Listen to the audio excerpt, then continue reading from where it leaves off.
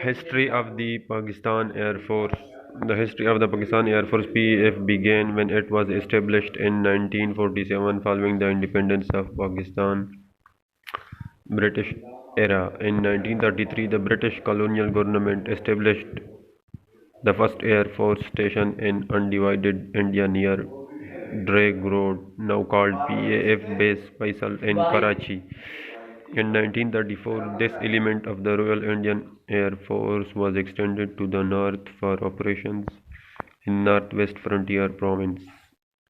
The Royal Indian Air Force had also contributed to the defeat of Japanese invasion during World War II. 1947 to 1950 formative years. The Royal Pakistan Air Force was established on 14 August 1947 with the independence of Pakistan from British India. The PRF began with a paper share allotment of 2,332 personnel, a fleet of 24 Tempest 2 fighter bombers, 16 Hawker Typhoon fighters, 2 HP-57 Halifax bombers, 2 Aster aircraft, 12 North American Harvard trainers, and 10 de Havilland Tiger Moth biplanes. Very few were available to the RPAF on the ground as they were scattered throughout the British India to be given and collected later on.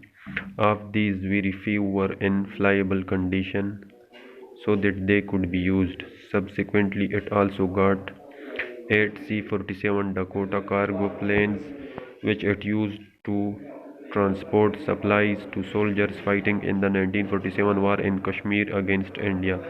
First two HP-57 Halifax bombers were delivered in 1948 and were used during 1947 war for nighttime supply drop missions at Skardu and other northern areas of Pakistan, all received against allotted at the time of independence of Pakistan from British India. It started with 7 air bases scattered all over the provinces.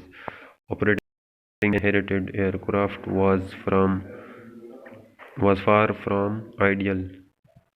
Because of their battered condition, most of them were not in a flyable condition, especially in Pakistan's diverse terrains.